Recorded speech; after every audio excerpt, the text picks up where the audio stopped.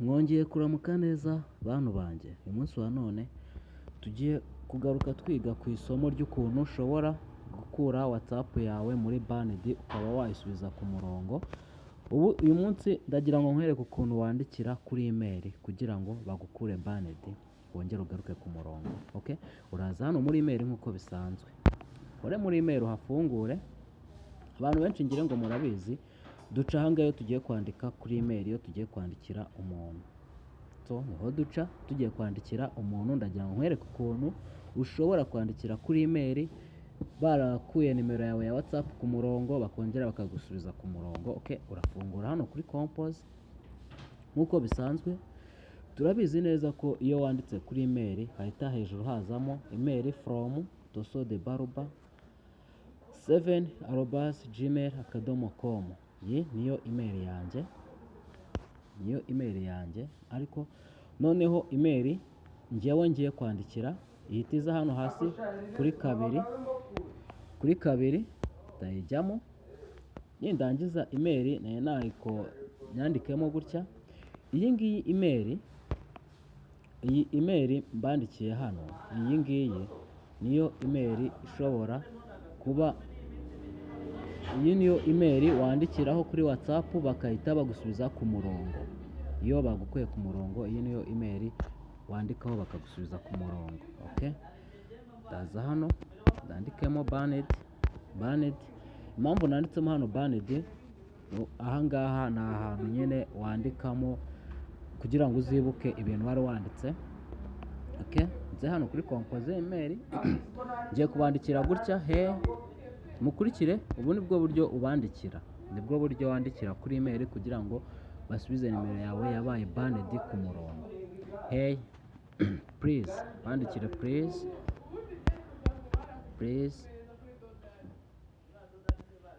open number, open WhatsApp. Please open WhatsApp. Gutya tugendane nawe. Uko niko uzabandikira munsi namba yawe yabaye banned. WhatsApp number.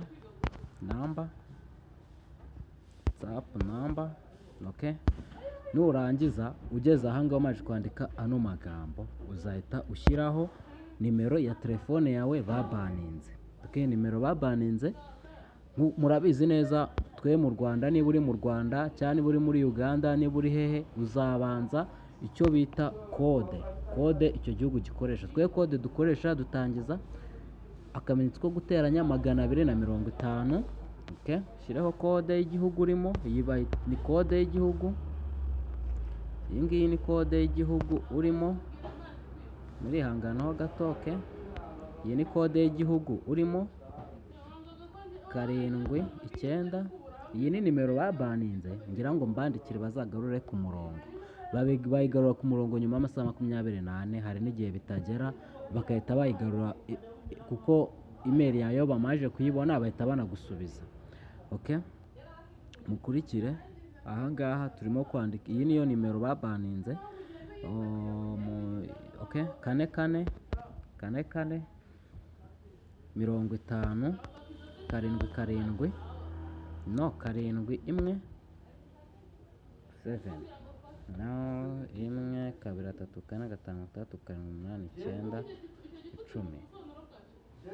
6 7 10. Mugume ku murongo manze ndebe ino nimero neza nyirebe. Neza iyo ariyo ni 7 ubundi noneho ubu nimero irarangiye. Iyi niyo nimero babaninze. Noneho ngiye kwandikira kuri email kugira bayigarure ku murongo. Ndaza hano ahangaha n'undi muhita mubona. None nizeye ko mwanabonye n'ukuntu mwandikira abantu kuri email, abantu mutari mubizi. Ni uburyo nyine bwose buba bukubiyemo ahantu hamwe ko wandikira umuntu kuri email. Ni uku nguku urakora kuri kano kantu k'ubururu none numara kugakoraho urabona hano hasi bahita banyereka ko message igiye kugenda. Ndategereza ino message. Hano hasi harimo ibara ry'umukara igende. Ubu ngubu iragiye, imaze kugenda.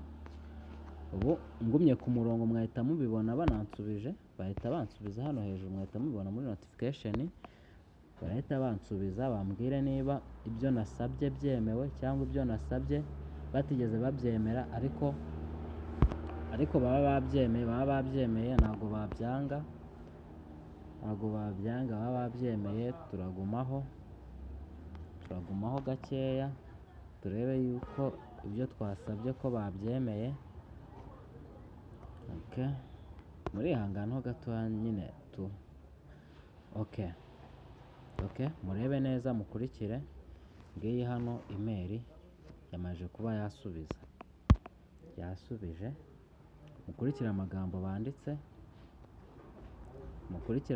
banditse, dore ni aya ngaya amagambo banditse, naya dore na ya nimero ngiyi hano hasi bansubije. Ubu byakunze, noneho ubu nimero nagenda nkasubira muri email, namara gusubiramo nkasoma, ngakomeza nkikoreshereza WhatsApp yanjye nk'uko naberetse. Dore aho wandikira ni hano, aba nibo wandikira kugira ngo bagusubize ku murongo iyo bagushyize banned.